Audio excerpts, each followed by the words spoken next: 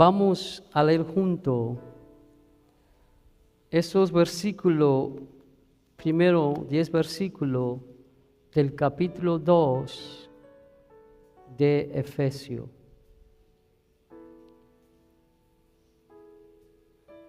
El capítulo 2 está después del 1 y antes del 3. Dice así la palabra del Señor. Y Él os dio vida a vosotros. ¿A quiénes? Cuando estabais muertos en vuestros delitos y pecados, en los cuales anduvisteis en otro tiempo, siguiendo la corriente de este mundo, conforme al príncipe de la potestad del aire, el espíritu que ahora opera en los hijos de desobediencia, entre los cuales también todos nosotros vivimos en otro tiempo, en los deseos de nuestra carne, haciendo la voluntad de la carne y de los pensamientos, y éramos por naturaleza hijos de ira, lo mismo que los demás. Pero Dios, que es rico en misericordia, por su gran amor con que nos amó, aun estando nosotros muertos en pecados, nos dio vida juntamente con Cristo. Por gracia sois salvos. Y juntamente con Él nos resucitó, y asimismo nos hizo sentar en los lugares celestiales con Cristo Jesús, para mostrar en los siglos venideros la abundante riqueza de su gracia en su bondad para con nosotros en Cristo Jesús. Porque por gracia sois salvos por medio de la fe, y esto no de vosotros, pues don de Dios, no por obra para que nadie se gloríe, porque somos hechura suya, creados en Cristo Jesús para buenas obras, las cuales Dios preparó de antemano para que anduviésemos en ella. Te doy gracias, Padre Santo, porque una vez más nos permite estar aquí compartiendo tu palabra. Que esta palabra, Señor, sea entendida, sea, Dios mío, explicada claramente, y que nosotros, los que estamos aquí, cada uno, seamos edificados a través de la misma. En el nombre de Jesús. Amén. La semana pasada yo hablé del capítulo 1 de esta carta. Hoy me propongo los primeros 10 versículos de este capítulo 2. Se preguntará por qué estoy nuevamente revisitando estos versículos, esta carta. Amados hermanos, mi propósito es reavivar esa pasión en nosotros por Cristo. Cuando estudiamos, leemos estas escrituras, nos invitan a despertar esa pasión que una vez tuvimos por Cristo, porque cuando entendemos, leemos esto, entendemos y refrescamos nuestra memoria de las cosas grandes y maravillosas que Dios a través de Cristo ha hecho en nosotros, por nosotros y para nosotros. Y ese es el propósito, que nos apasionemos nuevamente por nuestro Señor Jesucristo. Este texto que hemos leído, estos 10 versículos, presentan ese carácter inconmensurable de la gracia de Dios que ha cambiado totalmente nuestra realidad y la conducta para siempre. Amados hermanos, una persona que verdaderamente ha tenido un encuentro con Cristo, su carácter, su realidad es cambiada para siempre. Cuando estamos en Cristo, como dice 2 Corintios capítulo 5 versículo 17, que de modo que si estamos en Cristo, nueva criatura somos. Las cosas viejas pasaron, he aquí todas son hechas nuevas. Amados hermanos, una persona que verdaderamente ha conocido a Cristo, su vida no es la misma ni puede ser la misma. Hay cambio, donde Cristo llega hay cambio, hay transformación, hay diferencia. Acordémonos que la salvación ciertamente es de Dios, pero también hay muchas condiciones. El pueblo de Israel tiene muchas condiciones. Si obedece esto, esto te sucederá. Si no obedece, esto te va a pasar. O sea, que de la misma manera, esta carta está llena de cláusulas, de proposiciones. Algo que debemos resaltar sobre estos 10 versículos que hemos leído es que en el original que se escribió esto, en el griego, el versículo 1 al 7 es una sola oración. Es una sola oración. El versículo 1 al 7 forman una sola oración de 124 frases. 124 frases hay en esta oración. Y el tema principal del pasaje aparece en el versículo 4. Luego seguido de los verbos que lo siguen, versículos 5 y 6. Por tal razón es importante que nosotros tomemos esta porción, estos 10 pasajes y los dividamos, lo estudiemos, lo examinemos en porciones pequeñas para entender y apreciar la visión de la existencia cristiana que nuestro autor, el apóstol Pablo, quiere expresar a través de estos versículos. Que sabemos que el apóstol Pablo escribió por revelación ¿de quién? Del Espíritu Santo, o sea que es la visión de Dios. El texto se abre con una representación múltiple y cambiante de nuestra realidad anterior y nuestra conducta anterior. Dice versículo 1 al 3. Y Él, hablando de Dios, Él os dio vida a vosotros cuando estabais muertos en vuestros delitos y pecados, y en los cuales anduvisteis en otro tiempo, siguiendo la corriente de este mundo, conforme al príncipe de la potestad del aire, el espíritu que ahora opera en los hijos de desobediencia, entre los cuales también vosotros vivimos en otro tiempo, en los deseos de nuestra carne, haciendo la voluntad de la carne y de los pensamientos. Y éramos por naturaleza hijos de ira, lo mismo que los demás. Anteriormente nosotros estábamos muertos en nuestros delitos y en pecado, por los cuales y para los cuales vivíamos, como dice el versículo 1 y la primera parte del 2. Nosotros vivíamos conforme a nuestra concupiscencia, conforme a nuestra voluntad. Estábamos muertos, espiritualmente estábamos muertos. Y eso nos demuestra que nosotros no solamente estamos muertos, sino que estamos esclavizados absolutamente a los poderes malvados del que el texto mismo habla en los versículos 2, 3, en este mundo. Así vemos nosotros. Estos versículos es una descripción de nuestra naturaleza, de nuestra conducta pasada. Así estábamos nosotros muertos, sin vida, gobernados por el pecado de nuestra propia concupiscencia y bajo el poder del príncipe de este mundo. ¿Quién es el príncipe de este mundo?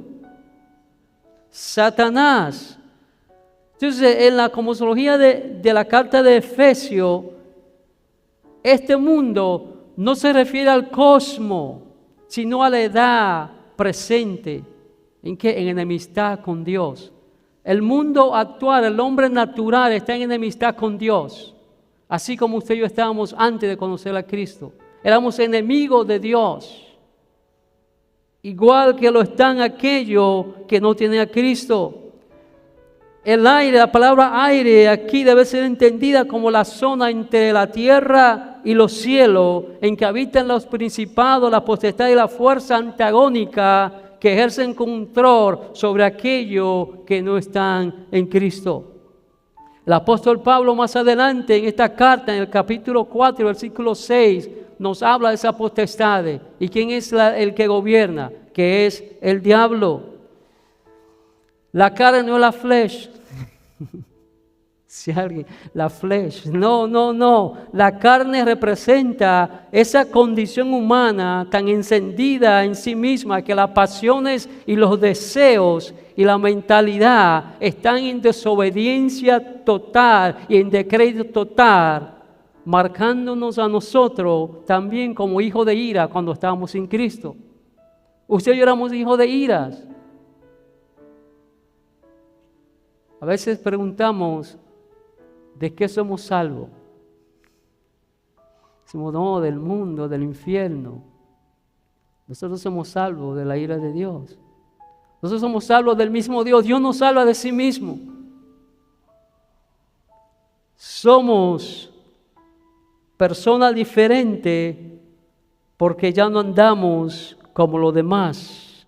Éramos hijos de ira. Nosotros también éramos hijos de ira antes de conocer a Cristo. Vuelvo a repetir el versículo 3, entre los cuales también todos nosotros vivimos en otro tiempo. Hay personas que dicen, no, pero es que yo era bueno. Yo estoy en la iglesia no porque yo era malo. Yo era bueno. Yo no robaba.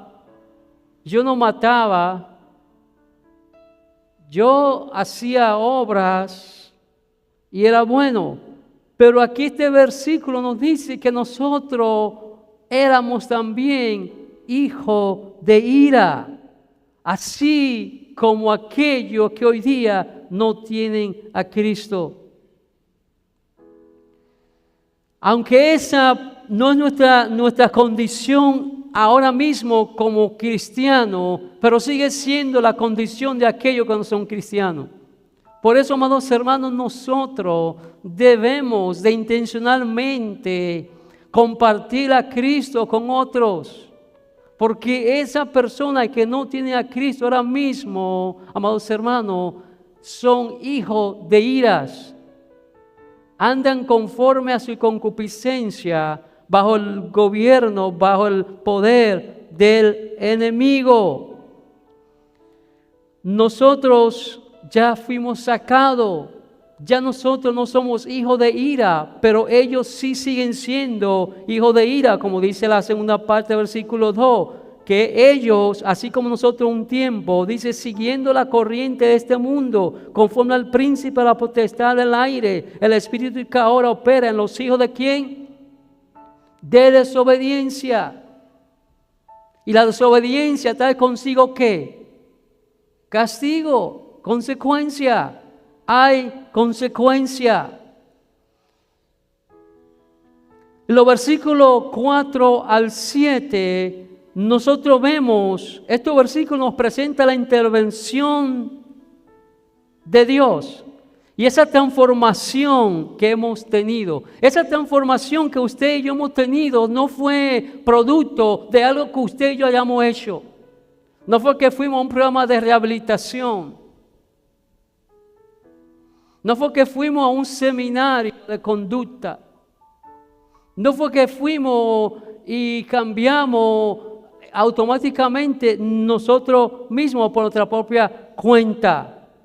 Como vemos en los versículos 4 al 7, ellos nos presentan esas acciones de intervención de Dios, transformándonos y cambiándonos de hijo de ira a hijo de bendición, de hijo de desobediencia a hijo de obediencia, de enemigo de Dios a amigo de Dios, de bastardo a hijo. Ahora somos diferentes. Dios, amados hermanos, aunque nosotros éramos hijos de ira, actuó de la riqueza de la misericordia divina y la abundancia de su amor. O sea, fue desde esa misericordia, fue desde esa gracia, de esa abundancia de su amor, que Él actuó para que nosotros pudiéramos ser transformados. Porque Él es amor. Y desde ese amor, de esa misericordia, de esa riqueza de la misericordia divina, la abundancia del amor, Dios actuó. No nos pagó como debemos nosotros recibir. nos dio lo que no merecíamos y no nos dio lo que merecíamos. Y eso lo hemos estudiado en las clases de los miércoles. Nos dio lo que no merecíamos y no nos dio lo que merecíamos. Y aquí vemos que Dios está actuando desde su amor, desde su profunda misericordia. Dice versículo 4, pero Dios, que es rico en misericordia por su gran amor con que nos amó. Yo decía la semana pasada que cuando nosotros escuchamos y leemos esto de que Dios nos ama, Dios nos amó y nos amará, debe llenarnos de un gozo inefable, de una alegría grandiosa, de una fe inmensurable y de un deseo de servirle sin límite. Al saber que el Dios creador de los cielos y la tierra, el Dios santo y puro, grande, majestuoso, como cantamos hace unos momentos, se ha fijado en nosotros. Es algo que nos debe llenar, amados hermanos, debe de llenarnos de una pasión que se debe salir por los poros. Una pasión por el Señor, por Dios, que nos amó. Aun cuando usted y yo éramos enemigos de Él, en que estamos caminando contrario a Él, en que estamos perdidos. Éramos hijos de ira, de desobediencia, pero ese gran amor de Dios se fijó en nosotros. Y eso simplemente olvídese de los favores y beneficios materiales que usted puede recibir, que también nos llenan de gozo y alegría. Pero lo que más nos debe llenar de gozo y alegría es saber que el Dios creador de toda la existencia nos ama. Nos amas y nos amas con mucho amor. Y esta conversión divina, amados hermanos, no tuvo nada que ver con lo adorable, lo bonito, lo bueno que éramos nosotros. No tuvo que ver nada con los títulos que teníamos o que tenemos. No tuvo que ver nada con el apellido que tenemos. No tiene que ver nada si somos grandes, pequeños, hombre, mujer, pobre, rico. No tuvo que ver nada con eso. Sino lo que a todos nosotros fue, amados hermanos, lo increíblemente amoroso que es Dios.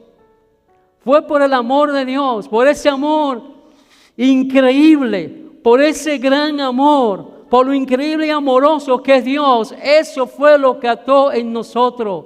No que usted sea bueno, no que el apellido suyo sea Periquito o Perencejo, sino que el amor de Dios, ese amor de Dios. Por lo tanto, como Dios actuó desde su gran amor, Dios nos dio vida con Cristo. Nosotros resucitamos con Cristo. Y no solamente nos dio vida y nos resucitó con Cristo, sino que también nos sentó con Cristo en los lugares celestiales. Cristo, quien gobierna y tiene dominio sobre todo poderes y principados y potestades. Como lo dice el versículo 20 y 21 del capítulo anterior, del capítulo 1, que Dios nos sentó en los lugares celestiales. Y amados hermanos, Dios nos amó, nos dio vida con Cristo, nos resucitó y nos sentó con Cristo en los lugares celestiales. Esas tres cosas nos deben hacer brincar de esa silla. Deben hacer a nosotros tener un gran y verdadero compromiso con Dios y para Dios. Deben sentir a nosotros llenarnos de esperanza, de fortaleza, de confianza, sabiendo que no importa lo que estemos pasando en nuestra actualidad, tenemos un Dios grandioso, amoroso, poderoso, que nos dio vida con Cristo, nos resucitó y estamos sentados en lugares celestiales con Él. En el griego, amados hermanos, otro verbo que dice hecho vida, nos dio vida, ¿verdad? Nos levantó y nos ha sentado. Tiene un significado del prefijo con, o sea, destacando que Dios nos hizo a nosotros lo mismo que le hizo a Cristo. Le dio vida, lo resucitó, lo levantó y lo sentó ¿dónde?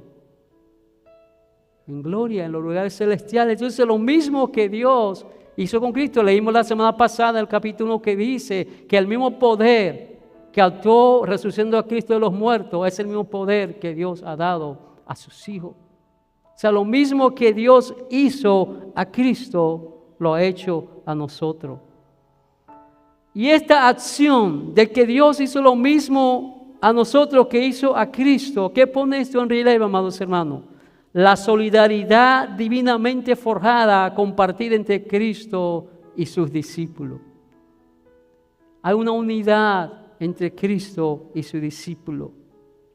Ahora bien, el versículo 5 y 8 menciona la frase soy salvo. ¿Por qué? Por gracia, ¿verdad? Por gracia. Eso dice que hay una voz pasiva. Hay una voz pasiva. Porque por gracia soy salvo. Hay una voz pasiva que subraya cómo somos totalmente pasivos cuando se trata de ser salvo. Usted y yo no hemos hecho nada para ser salvo. Usted y yo no pusimos ni un granito de arena. ¿Entendió eso? Usted no tuvo que hacer nada. La salvación no vino como producto de usted, sino de Dios. Soy salvo. Otra palabra, no te hiciste tú mismo salvo. Por gracia soy salvo. No por herencia. Por gracia soy salvo. No hemos hecho nada. Usted ha hecho absolutamente nada para alcanzar la salvación de Dios. Entienda eso.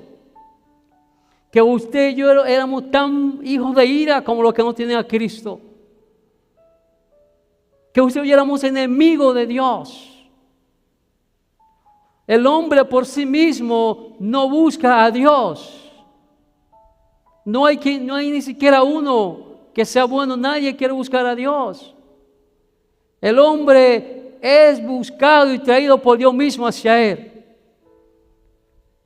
Eso fue lo que Jesús dijo. Ninguno puede venir a mí que no haya sido traído por mí. Que yo vine a Cristo. No, Dios lo trajo a Cristo. Que yo encontré, como dice, el día que yo encontré a Cristo. Cristo no estaba perdido. El que estaba perdido era yo. Sí, no, cuando yo encontré a Cristo, ¿y dónde estaba Él? No, por gracia. Es la gracia de Dios que ha logrado la salvación, hermano. No es lo mucho que usted haya trabajado. Hay un grupo por ahí que te va a seguir trabajando a ver si alcanza la gracia de Dios. Porque no están seguros se lo van a alcanzar, por eso tienen que trabajar mucho. Pero nosotros no tenemos que trabajar. Amados hermanos, y la salvación no tiene límite de tiempo, no caduca. Cuando usted compra un producto en el supermercado y dice, mejor si se usa por tal tiempo. O hay cosas que caducan, expiran. La salvación no tiene expiración, amado hermano. Está en un perfecto, amados hermanos. Está presente, perfecto y continuo. La salvación suya fue lograda en el pasado. Escuche eso. La semana pasada hablamos, y lo vamos a tocar hoy, que usted no fue escogido por Dios en el momento que usted hizo profesión de fe, sino que ya de antes que usted naciese, ya Dios lo había escogido para salvación. Y esa otra razón, le he dado mucha razón. Esa debe ser una razón también grande para que nosotros estemos apasionados por Dios, apasionados por Cristo. Saber que Él nos escogió a nosotros desde antes que nuestros padres decidieran unirse para que nosotros fuésemos concebidos. O sea, fue logrado en el pasado, sigue siendo nuestra realidad en el presente y lo seguirá siendo en la era por venir. ¿Qué nos indica eso? Que tenemos seguridad de nuestra salvación. Jesús dijo, un mandamiento tengo de mi Padre, que lo que Él me dio lo resucite en el día postrero. Y lo que el Padre a mí me dio, ninguno me lo arrebata. O sea, usted y yo, amados hermanos, tenemos seguridad de nuestra salvación. ¿Qué demuestra esto, amados hermanos? Esto es una muestra de la permanente, inconmensurable riqueza de la gracia de Dios. El hecho que hay personas, amados hermanos, que viven su vida cristiana con mucho temor de que puedo perder mi salvación. Como si algo que ellos hicieron. Usted y yo como humanos podemos quitarle a alguien lo que le damos. Nos enojamos y decimos, mira, dame lo que te di. Pero Dios, amado hermano, lo que Él nos dio, no nos lo pide de regreso. Porque lo que Él da es para siempre. Es absoluto, es verdadero y es confiable. O sea, usted y yo, amados hermanos, podemos ver a través de eso la inconmensurable riqueza de la gracia de Dios, que es inimitable. Que aunque usted no pueda hacer algo malo para que Dios le dé menos gracia o hacer algo bueno para que Dios le dé más gracia. Su gracia es completa, es en totalidad.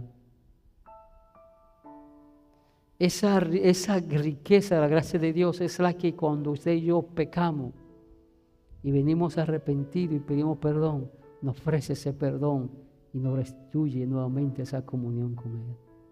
Esa gracia, que es rica, que es grande, que es abundante. Pero no abusemos tampoco de esa gracia. Como dice el apóstol Pablo a los Gálatas, que no tomemos nuestra libertad como motivo de libertinaje. Porque el que verdaderamente ha conocido a Cristo, amados hermanos, no va a usar la gracia como ocasión de libertinaje. Y es que viene la cuestión de que no, pero si aquel que hizo profesión de fe y mira cómo vive, amados hermanos,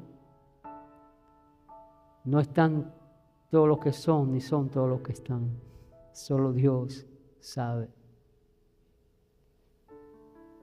Una persona que realmente ha sido traído a Cristo por Dios, vas a vivir una vida cambiada. No es que no vamos a pecar. Acuérdense bien esto. Mientras nosotros estemos en este mundo, el pecado tiene influencia sobre nuestra vida. Ahora, ¿cuándo el pecado no tendrá influencia sobre nosotros? Cuando seamos glorificados.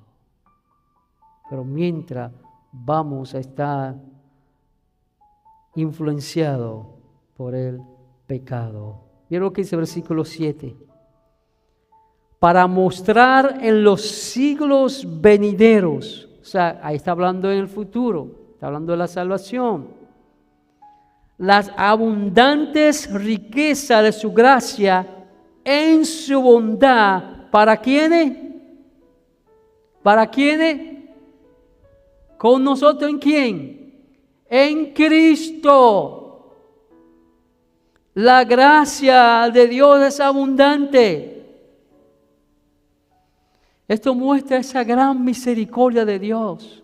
Muestra ese gran amor de Dios. Muestra la grande gracia y su bondad, la cual ha traído consigo, amados hermanos, un estado de transformación de existencia para los cristianos. Ya usted y yo no podemos vivir como antes, hermanos. No debemos ni podemos vivir como antes si realmente hemos recibido la gracia de Dios. No podemos, como dice el apóstol Juan, practicar el pecado. Pero qué bueno que también el apóstol Juan nos dio cláusula, hijitos míos, no pequéis. Pero si alguno pecares, abogado tenemos para con el Padre, a Jesucristo su Hijo, y la sangre de Cristo nos limpia y nos lava de todo, de algunos, de todo, y la palabra todo es todo. Lo hace totalmente, lo muestra todo, amados hermanos. Hemos sido transformados. Nuestra existencia no puede ser la misma de antes.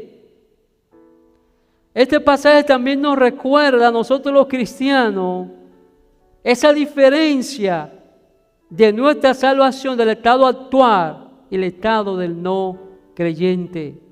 Usted y yo tenemos un estado diferente.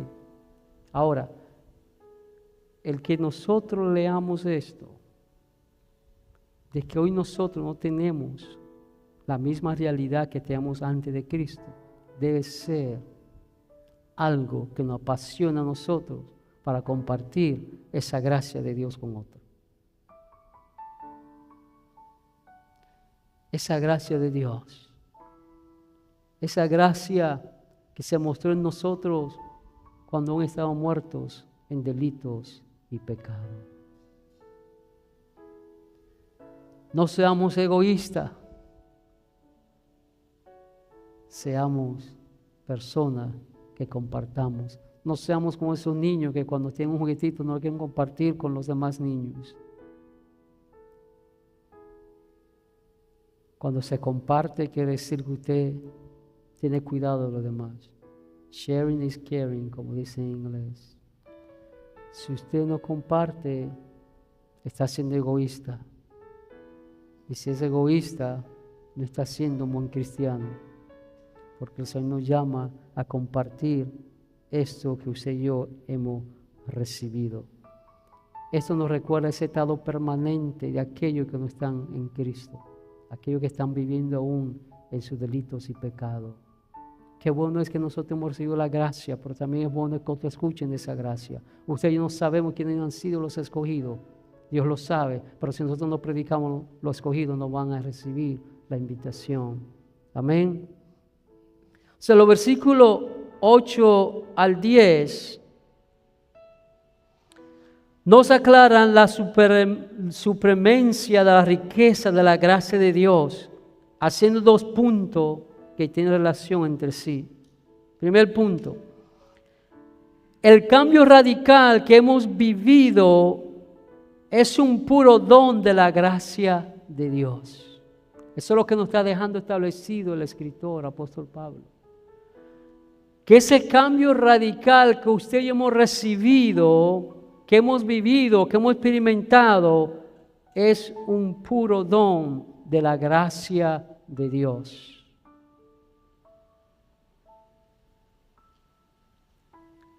Los versículos 8 y 9, como podemos ver, se utilizan enfáticamente frases negativas paralelas, como mejor puede ser como no de nosotros, no de las obras.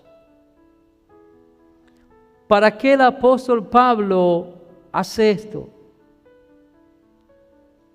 Para que entendamos que nuestra transformación no es de ninguna manera el resultado de nuestras obras. Escuche bien, nosotros no hacemos obra para ser salvos. El apóstol Pablo quiere dejar bien claro que nuestra transformación no es de ninguna manera el resultado de nuestras actividades o de nuestras obras. Es un don de Dios. Incluso el versículo 8 habla de la fe. Dice que es por medio de la fe por la cual la gracia de Dios nos ha salvado. Dice ahí bien claro el versículo 8. Por la fe. Debemos entender, amados hermanos, esto como una acción que no proviene de nuestra propia voluntad, sino como ese componente de la gracia de Dios que actúa y faculta nuestra respuesta a la fe. Esa fe esa fe salvífica, esa fe que usted le responde para aceptar a Cristo, aún esa fe es puesta en nosotros por Dios. Escuche esto es interesante. Si no, yo tuve fe para aceptar a Cristo, yo tuve fe. No, amados hermanos, esa fe no vino de ti ni de mí. Es la gracia de Dios que nos faculta, nos capacita para responder de una manera positiva a esa fe que Dios pone en nosotros. O sea, en otras palabras, amados hermanos, en ningún elemento envuelto en la salvación nosotros tuvimos que ver nada. En ninguno de ellos. En ninguno de ellos viene de Dios. Segundo lugar, mientras que el texto hace hincapié en que nuestra salvación no es por nuestras obras, también da a entender que las obras, aquí viene algo, por eso estoy leyendo lo que escribí textualmente. También da a entender que las obras son un componente indispensable de la gracia de Dios. O sea, no salvo por obras. Por las obras son un componente importante de la gracia de Dios. Como que suena eso un poquito, ¿verdad? O sea, nosotros no somos salvos por obras. Pero las obras, amado hermano, son un componente indispensable de la gracia de Dios. ¿Por qué? Vamos a ver más adelante lo que dice el versículo 10. Dice, porque fuimos creados ¿en quién? En Cristo, ¿verdad? Nos dio vida y nos resucitó con Cristo. Somos la obra de Dios con el objetivo de buenas obras. Somos las obras de Dios con el objetivo para buenas obras, que es lo que nos dice el versículo 10. Lea ahí el versículo 10, ¿qué dice? Porque somos hechura suya, creado en Cristo Jesús para buenas obras. O sea, no somos salvos por obras, pero las obras son un componente importante, indispensable de la gracia de Dios. Y estas buenas obras son tan vitales que Dios ya la había preparado de antemano. Son tan vitales que ya Dios había preparado de antemano. Que dice, las cuales Dios preparó de antemano para que anduviésemos en ella. Mire si está importante que ya Dios la había planificado desde antes que usted naciese. Antes de la fundación del mundo. Eso nos recuerda esa afirmación que se hace en el capítulo 1, versículo 4 al 5, que desde antes que el mundo fuese fundado, Dios nos había escogido. Usted ya en la eternidad existía en la mente de Dios. Eso es tremendo. Que ya Dios te conocía por nombre antes que tú nacieses. Qué privilegio. Eso no le da como a usted un sentido no de orgullo malo, pero sabe, de pertenencia, lo debe sentir gozoso. Que antes que su padre decidiera nombrarlo a usted, ya Dios sabía, lo conocía por su nombre. Sabía que usted se iba a llamar como usted se llama. Ya Dios lo conocía. Dios había preparado esto desde antes de la fundación del mundo. Las obras amados hermanos, nuestras obras no nos han salvado, pero son parte de la meta de Dios, de la meta que Dios tenía para nuestra vida, para nuestra salvación. Las obras que usted y yo hacemos no son simplemente un subproducto de nuestra conversión. Escuche esto, usted no hace obra porque yo soy salvo, ya voy a hacer obra. Hasta eso que usted iba a hacer y las obras que iba a hacer, ya Dios la había preparado.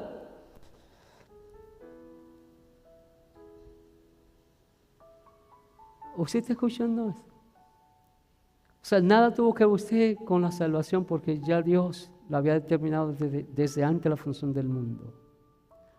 Pero ni tampoco con las obras que usted hoy hace para Dios, sino que fue Dios mismo que la planificó, la dejó establecida desde la eternidad para que nosotros la ejerzamos.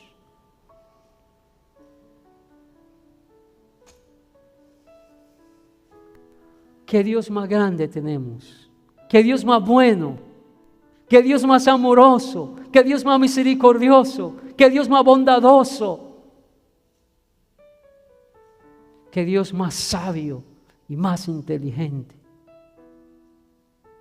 Que aún lo que usted y yo hacemos hoy día para Cristo, ya Dios lo había preparado. No lo puso fácil, hermano. El Evangelio, amados hermanos, es fácil. El Evangelio, o sea, no es tan complicado, lo que quiero decir. Nosotros los hombres es que lo hemos complicado. Pero es tan sencillo. Dios te escogió, te salvó, te resucitó, te sentó con Cristo. Y aún, eso como, va a ser aquí tratar de hacer una analogía. Hay personas que dicen, no, yo evangelizo, tengo que ir a otra parte del mundo a evangelizar, ¿verdad? Pero mire, Dios, no tiene que exponerse al peligro de tomar un avión. Le trajo todas las naciones al sur de la Florida. Si vemos este auditorio, este salón, aquí vemos una pequeña Naciones Unidas. Aquí hay personas de diferentes orígenes, de diferentes nacionalidades, de diferentes naciones. Entonces no hay que ir, tomar un avión para ir a predicar a Cristo. Ahórrese ese pasaje y predique a Cristo aquí porque todas las naciones están aquí. Ahora, si Dios a usted lo llamó a un ministerio evangelístico como oficio, ya es otra cosa. Pero hay personas que dicen, yo predicaría si voy a otro lugar. Entonces, amados hermanos, Dios planeó previamente y preparó para nosotros esas obras. Entonces el pasaje cierra con un contraste directo a nuestra vida que no está, ¿verdad? Cuando nosotros, amados hermanos, entiendas esto. Hay cosas en la Biblia que debido a la traducción en diferentes idiomas no se pueden entender claramente y en su esplendor y su magnitud, como lo entendiera el que lee el idioma original. Porque muchas de estas cosas, ¿verdad?, que son tan grandes, que aún nosotros en la traducción se ha perdido mucho el sentido general, el sentido que el clavo, el martillo que da el clavo, pero aún así podemos entender desde esta perspectiva de nuestro idioma que el Dios nuestro es grande y poderoso.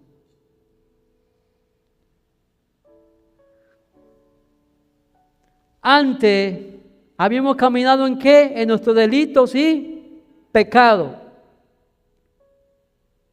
Pero Dios planificó que ahora nosotros anduviésemos ¿en qué? En otras cosas, en las buenas obras que Él preparó desde antes de la fundación del mundo. Amados hermanos, por todas estas razones que hemos hablado en esta tarde, por todo lo que hemos venido hablando, lo que hablamos la semana pasada, lo que hemos estado hablando hoy, nuestra realidad y conducta, nuestro ser y hacer, están, amados hermanos, ligada, tejida, tanto en nuestra conducta anterior de estar muerto con Cristo, ahora que hemos sido vivificados con Cristo. Otra palabra, amados hermanos. Una mente que no tiene a Dios no puede entender estas cosas. No la puede entender. ¿Cómo es que si antes tú eras así, ahora eres así? Si antes caminaba así, ahora camina así.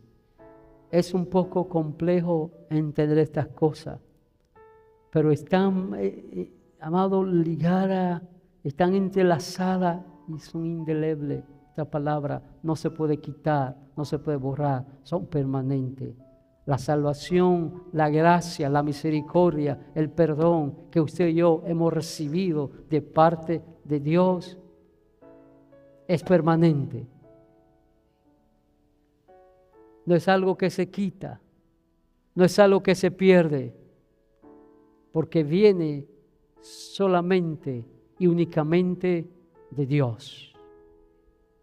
Por tal razón, nuestra manera de vivir, amados hermanos, debe reflejar en nosotros esa gracia de Dios, esa misericordia de Dios, ese amor de Dios. Nuestra vida, nuestros deseos y nuestros intereses, nuestras prioridades, nuestras metas y nuestros sueños tienen que estar enteramente alrededor de Cristo. Usted y yo no podemos ser lo mismo. No podemos ser la misma persona si en verdad hemos conocido a Cristo. Ahora usted tiene vida, tiene una esperanza, tiene una nueva existencia y tenemos la naturaleza de Dios, ese amor de Dios que ha sido derramado en nuestros corazones debe ser manifestado a través de nosotros hacia los demás.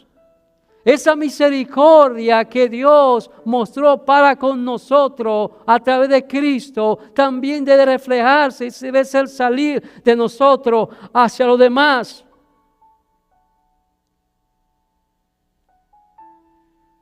Póngase por un momento a pensar en esto. Analicemos por un momento esto. ¿Qué significa para mí y para usted que el Dios del universo se haya interesado en usted y en mí? O sea, ¿qué significa para nosotros el ser cristiano? Y lo que nosotros entendamos de eso va a determinar la vida que vivamos. Lo que usted entienda de lo que es ser un cristiano va a determinar la vida que usted viva. Usted entiende que Dios los llamó, los escogió para un propósito que va mucho más allá de los propósitos humanos. Usted va a vivir conforme a eso. Pero si usted piensa que bueno, soy salvo, voy para el cielo, usted así va a vivir su vida.